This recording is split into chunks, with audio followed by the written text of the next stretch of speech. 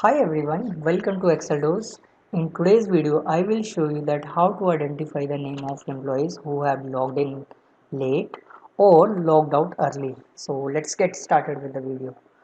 To identify the name of an employee who have logged in late, we have to use one of the function which is called as filter, and I will select here the filter, and then first argument here is the employee name. For that we have to select this particular range, and now we have to apply one of the logic which is applicable to the login time. For that we have to select this particular range which is having a login time, and then greater than our login time, then press enter button. Now you can see we are getting all the employees name who have logged in late.